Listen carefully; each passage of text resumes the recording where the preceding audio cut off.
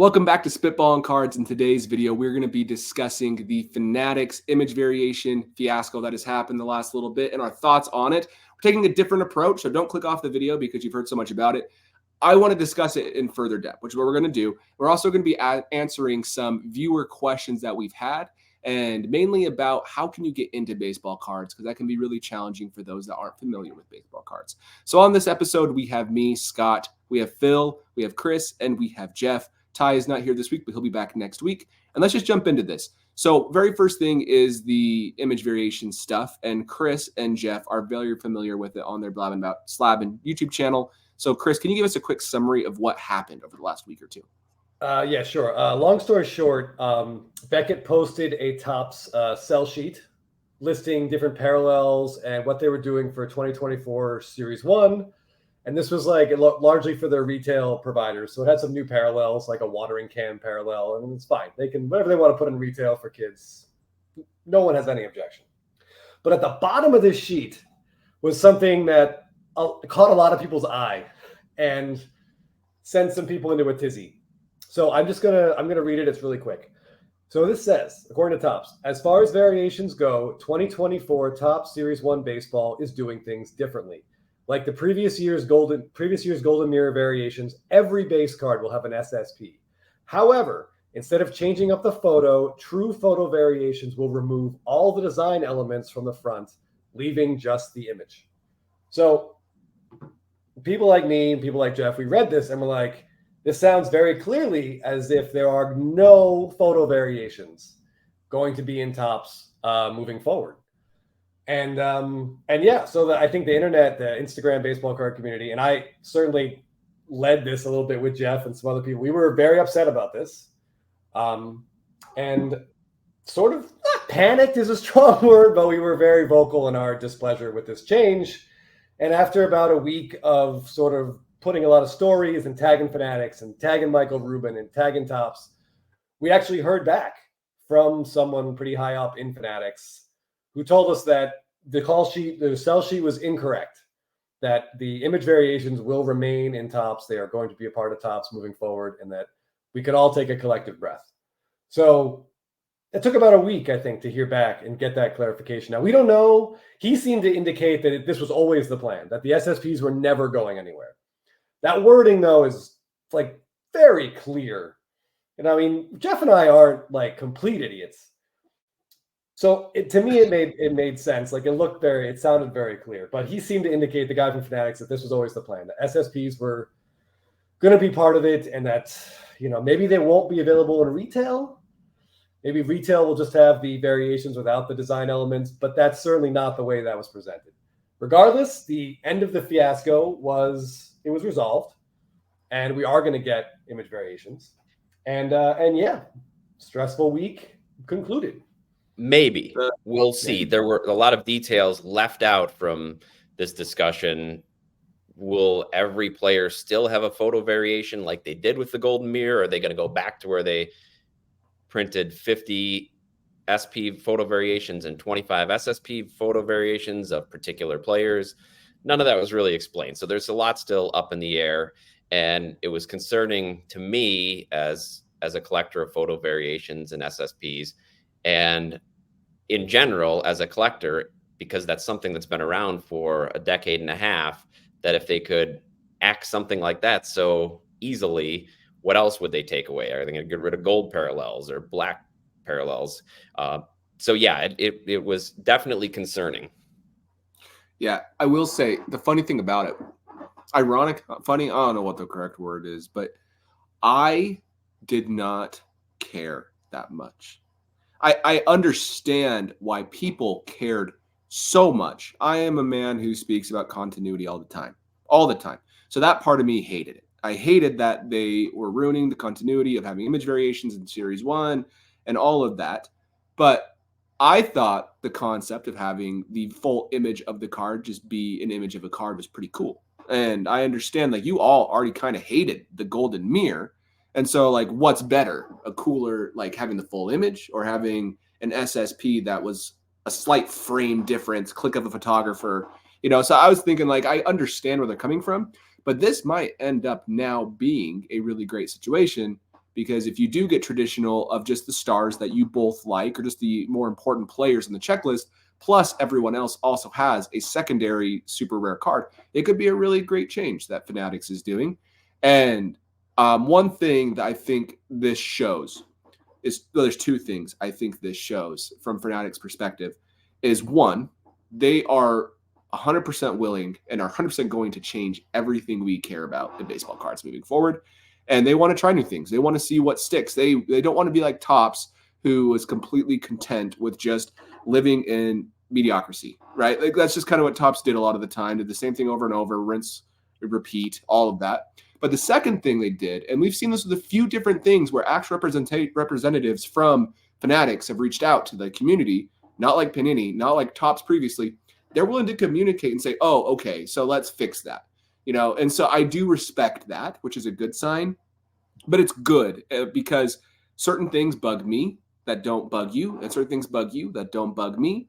And I'm glad collectors like yourself that have a platform were willing and able to share your thoughts. So that way, if it wasn't actually going to change and he's just telling you that now, at least now they're willing to change it back because a lot of people were pissed off and you were the voice for those individuals. So, Phil, what do you think? Yeah, I mean, in this situation, Mike Mahan, the guy that reached out, it's pretty telling that, and positive, I think, for the hobby that somebody at that level within Fanatics for this like sort of false alarm situation, or maybe it's a situation where they screwed up and he wanted to pivot. Either way, the messaging, I agree, was a little misleading, for this short print situation. So me, kind of like Scott, I was like, it's just more discontinuity. It's just more things that they're tinkering with for better, for worse. It's annoying. Like Scott, I hate when they change things. They're just adding more confusion to people that have been in the game for longer. Unless this is truly going to be an improvement. 53 Bowman has like cards that have this format. If the image is nice, it'll work. And I know in the Blabbing About Slabbing episode that you guys talked about some of the reasons for why they might have gone with this change, that you thought it was going to be, getting rid of all the SPs in favor of this, full card. You get the whole picture. Easier cost is what you guys brought up, and I think it makes sense. If you guys remember, I don't know if you know, but with 23 Bowman Chrome Sapphire, the image variations didn't actually have a different code on the back. So they're trying to like cater the new short prints to people that can recognize them without seeing like a 6-size font reading through. Like that just slows things down, that. And from a profitability perspective for breakers, even if Fanatics Alive gets as big as they hope, that's going to hurt them. For a product like Series 1, Series 2, you don't have a chance to even go through the paper. Maybe the rainbows you're able to show, but there's so many damn cards, 470 cards in a jumbo. With the 2020 Series 1 like break party, it was like this big event that they had. Like my friend bought into some breaks and he was trying to get some Jordans, and at the time like those base cards had value, but just like going through those so fast, like you'll miss all those image variations. So I get the need to make those stand out a little more. I don't know what the answer is. And it did make me think that, yeah, okay, like based on your interpretation, I guess it would make sense that they would at least try this with Series 1, which you would usually then get propagated to Series 2 and update for that year. But maybe that doesn't mean it's the end of all image variations for all other products like Topps Chrome. So for me, it didn't make me that mad, but also I'm not a hardcore image variation collector like you guys are, especially Jeff and Chris. But I was just thinking like, all right, it's a change. Maybe it's not as bad as what we think. Yes, it's more discontinuity, which sucks, but I don't know. For me, it didn't really move the needle. And I think like Scott, because I don't plan on buying a whole lot of these cards in these newer sets, I'm just like, whatever. It could be worse. In the scheme of things, there's probably other things to be more concerned about. I will say, I don't think it bothered Scott that much because he was pretending to have the flu while he hid from his in-laws. So, he had his own problems going on. But I think it's weird. Like, we don't mind Fanatics trying new stuff. But at the same time, we also don't want them to stop making the stuff that they've been making for over a decade. Like, we want the continuity has to be there. But yeah, try new things. Like this new parallel, it actually sounds like really interesting visually. I'm looking forward to seeing it. I'm just very glad that this parallel isn't taking the place of something else that collectors like me have grown to really love and have 15 years of experience hunting down. Yeah, something Phil said makes a lot of sense. The way that somebody reached out to the collector community from Fanatics was great. And maybe there's some way that there can be something of a dialogue going on with Fanatics as they make these decisions to make some changes. And sort of, obviously, collectors are all different. We all have very different responses to things. We have different things that we like and don't like. But it just would be comforting to know there are collectors in place somewhere on the chain at Fanatics who can sort of give a collector's point of view on some of the changes that they make. And maybe this can sort of set up some sort of dialogue that they can have when they are discussing big changes. So one thing I want to note too is maybe Mike, I think that's his first name, when he actually reached out, like this was never part of the plan to completely get rid of it. And he's probably telling the truth. I've worked in marketing in the past. I was a brand manager for a company. And when I was there, we have paid copywriters, and they take the information and then they literally write copy to have it be outward facing to the public and to sell product or services or whatever. And so maybe the copywriter might have made a slight mistake potentially, and it just wasn't caught at release. And maybe they meant to say it's a retail only thing, or maybe they didn't mean to say it completely replaces short prints, just the golden mirror short prints, which are different, also including different short prints. And so it's just one of those things where it could have been truly just a communication issue. We've also seen with other Topps products, they don't always show the image variations and short prints on the checklist prior to release. There's a lot of times things aren't included on the checklist. And I think there's a lot of panic there, and deservingly so, especially for Jeff, Chris, Ephus Pish, other people on social media and other content platforms and individuals and collectors that you really care. And that's good. That's a good thing. But at the end of the day, all's well that ends well. It wasn't anything that made me lose sleep at night, but I'm glad for you two in particular that all's well that ends well. So, okay. The next thing we want to discuss in this video is we're actually going to be talking about a question from a viewer. It is a longer question, so we're just going to summarize it really quick, but he is a new collector in baseball cards. He's getting back into baseball. He's collected basketball and football cards in the past, and he's wondering why the baseball card landscape is the way that it is. Meaning, sets don't make sense to him. Why doesn't Dynasty or Luminaries or Transcendent have more value since they're the most high-end sets? Those high-end sets have the most value in basketball. Why do Bowman Chrome First autographs and Topps Chrome autographs seem to be the only cards collectors care about, and they kind of don't care about anything else? And why are short prints and super short prints so undervalued? Those type of things. So I would love, in this next half of this video, just to discuss a few of those points. The very first one, we've talked about it before, is going to be in regards to sets and baseball versus basketball and football. I want to share my opinion before I pass it off to the team, but I actually believe, personally, baseball is the one sport that makes the most sense for cards. It's the easiest to predictively make money with baseball cards and know what to collect and to beat market trends. I really think baseball is the easiest because if a player plays good in baseball, their cards go up generally 95% of the time. It's all performance based. While in other sports, you have to win a championship. You can't just have averaging a triple double. You have to actually have a championship. You can't have the best QB season ever. You also need to win a Super Bowl MVP, or else you don't have that value. And so I appreciate that about baseball cards. It's a very, my opinion, that's what helps baseball. On top of that, there's continuity in baseball cards, which is good compared to other sports. We've been collecting certain things for a long time. And I think that's why baseball cards are the way they are, because we've been collecting vintage all the way back to 1952 Topps all the way till now and so forth. There's a few things like that that make baseball the way that it is that I don't think will ever change. But I want to pass this over to you, Phil, Chris, Jeff, and we can go over what our thoughts are on this question. Phil, you want to go first?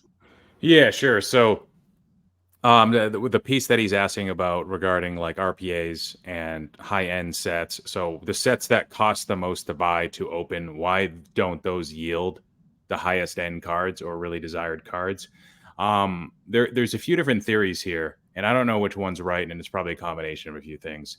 So Brian Gray from Leaf went on record on Sports Cards Live, Jeremy Lee's show a few years ago, and he had made a critique that Topps has had issues executing on high-end brands, making them successful. Topps Dynasty has gained somewhat of a cult or collector following over the last few years, but a lot of these other sets like Transcendent, like Diamond Icons, the singles don't really sell that much at all. and you don't really get there's like no end buyer for those cards. Like what collectors like just collect those cards? I'm sure they do exist. I mean, these cards aren't exactly cheap. They're not going for zero in the secondary market. But yeah, to his point, Bowman Chrome autographs are preferred. So some of this gets into it's not a complete tops problem, because I think with Dynasty on the F1 side of things, I think those have sold for really, really high comps. Even for baseball, they do. So Dynasty is a set that I think they've done a pretty good job with. You can see that success not just in F1, but in baseball. But some of this comes down to the types of cards that people want. Baseball, modern baseball, and there's tons of groups on Facebook. There's IG threads committed towards this. There's just like a really serious following for Bowman Chrome autographs, even though it's an airbrush uniform, even though, you know, it's not a rookie card, even though it doesn't have a material on it, even though the card stock is whatever, 35, 50 point, 55 point, whatever it might be. It's just what people want. And as Scott said, there's continuity there. You know, it's not the same as how people collected in the 90s, but since like the 2000 and 2010 time frame, starting with Albert the Pujols, and we've got Albert the Pujols and Trout. Mike Trout. Yep. Yeah, so you've got the continuity there, and it's been that top card to collect. Now, some people will say that, well, there's so many baseball games, so there's so much more material to go around, and there's not going to be any demand for it. But it's not like, so with football, you've got like 18 games or so in the playoffs, 17 games in the playoffs. Basketball, you've got roughly half as many games as baseball, so way more than football. You don't see like football materials being a lot more desired than basketball, because there's 4 times or fewer games in football versus basketball. So I don't think it has to do with materials. It might have to do with style of buyer. It probably has to do with continuity. It probably has to do a little bit with Topps and their lack of ability to execute. I like what they're doing with the Topps Chrome update, MLB debut patches. We'll see what sort of traction that market gets. Kodai Senga, the most notable name, was just pulled. There's no bounty associated with it. It's going to take years, and it might not ever change. Like, collectors don't tend to change very often. Things don't tend to change with regards to like secondary market value preferences and things like that.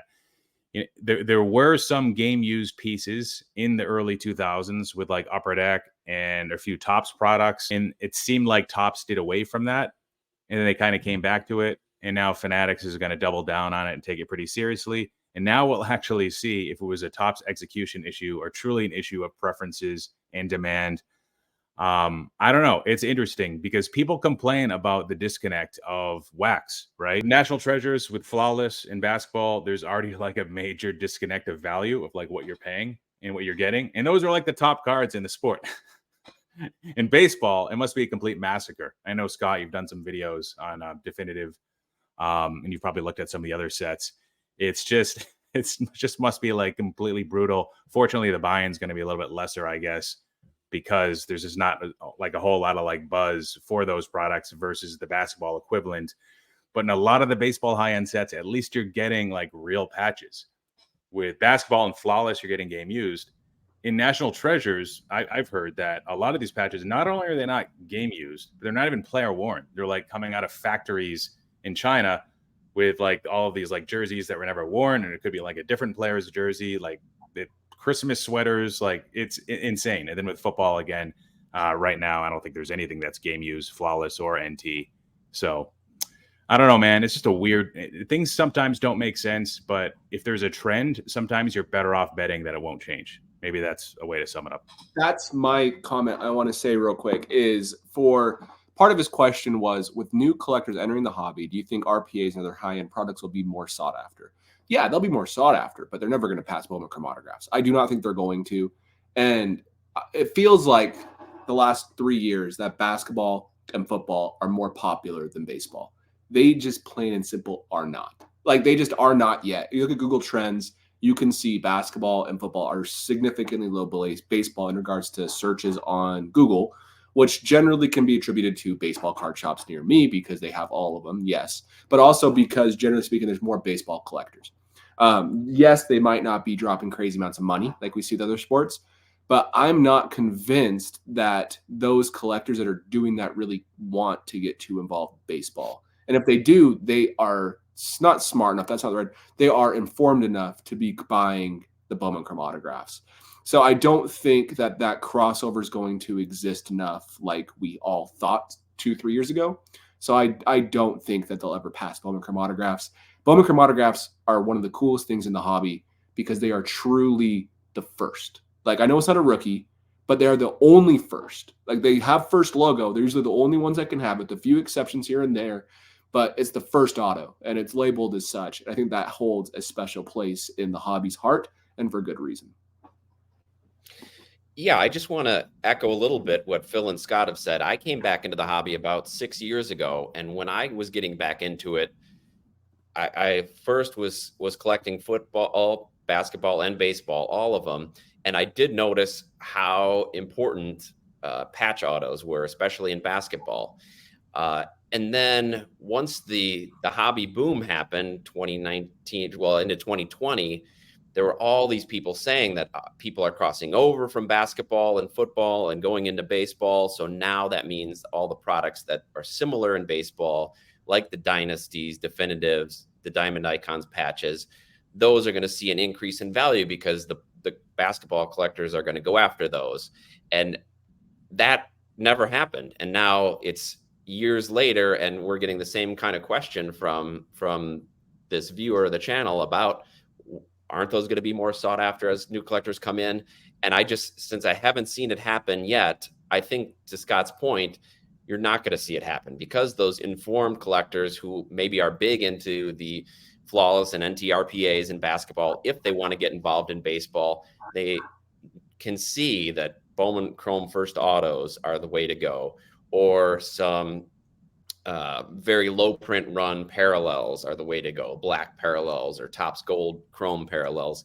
And so that's where they're going to put their focus and attention. So I don't ever think we're going to see the mass move into baseball RPAs that we saw in those other sports. And like Phil said, it's going to be really interesting to see with MLB debut patch, because it's such a significant piece of memorabilia from a specific time that could catch on. And if that catches on, maybe that gets expanded and Fanatics expands that into significant milestones. They put patches in cards from, and maybe that's how it grows organically in baseball. But otherwise, I wouldn't be holding my breath for baseball to catch up. Can I say one thought before you go, Chris, real quick? You get one thought. That's it, Scott. Thanks. I try not to make this a tangent. I want to ask you a question, all of you, about this. Does it feel like basketball collectors and football collectors overlap pretty commonly, right? I would say yes. It feels like they overlap pretty commonly, those two groups. It doesn't feel like basketball collectors overlap with baseball collectors as much, and football collectors overlap with baseball collectors as much. I could be wrong. Please let me know if you disagree. But it does feel like that, generally speaking, I haven't seen like the high-end collectors of certain sports come to baseball. And I haven't seen the high-end baseball go to other sports as much either myself. But it feels like basketball and football are so similar because the collecting base is really similar as well. They just basically do the offseason. They switch back and forth. Ty does that with basketball and football. He's recently gone to baseball as well. Do you agree? Demographics more similar, younger. Thank you for summarizing that in 2 words. What I just took 45 seconds, Phil. No. The other part has to do with, I think, the Panini learning curve. So he's alluding to how confusing Topps is. It's not just a baseball thing; it's a Topps thing. Yeah. And to Scott and to some of us here, it's simple, but a lot of folks think that baseball is the toughest to understand, and it has to do with just the Topps world and navigating that versus the Panini world, and also the fact that you've got these Bowman cards that are worth more than the cards that have the RC on it.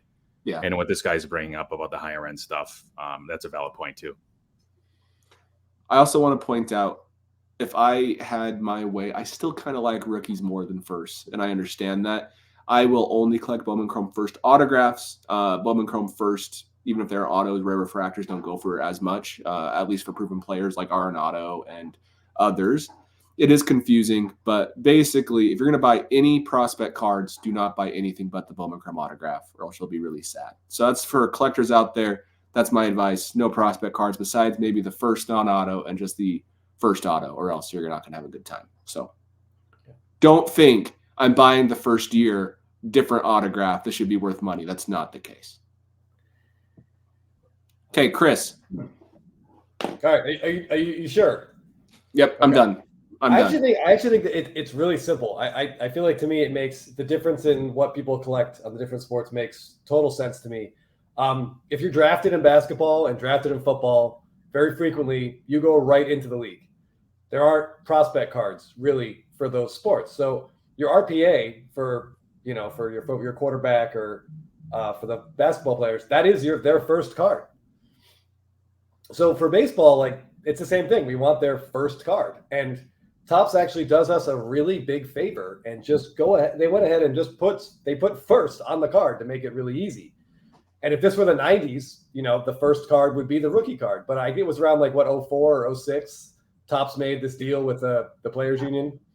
And they actually managed to figure out a way to sell us 2 different rookie cards and make us want 2 different cards instead of just one. It made it worse. The first is the first. And that's it. It says it right there. So if there were RPAs, if there were Bowman first RPAs, I think baseball collectors would go bananas for those. But there aren't, and there really can't be, because, as Phil said, those jerseys are largely photoshopped. Like, they don't really exist yet. So, I mean, baseball is always going to want the first, and that's what it is. And football and basketball want the first, and they're fortunate enough to be able to get jerseys on their firsts. Whereas baseball, we really can't. So to me, I get it. It makes sense. Because the rookie, for some of these players, your rookie card is like your 4th year card, or your 4th year of cards. I shouldn't say your 4th year card, but so baseball is just different. The minor leagues kind of changed the whole game, but we've always wanted the first card. We're always going to want the first card. Chris, that was beautifully said. Seriously, that's a great point. I think that's probably what it all comes down to, because if there was a Bowman Chrome first RPA, that would go for more, but that's a great point. So other than that, any final thoughts, or are we feeling like it's a good place to wrap this episode up? Great. Well, let us in the comments down below if there's anything you agree with or disagree with on our takes on this episode. We had a few things that could be relatively controversial, and we understand if you have a different point of view, and we'd love to hear it. If you like this content, subscribe, do everything you can. We'd appreciate it as well, and we will talk to you next week. See you guys later.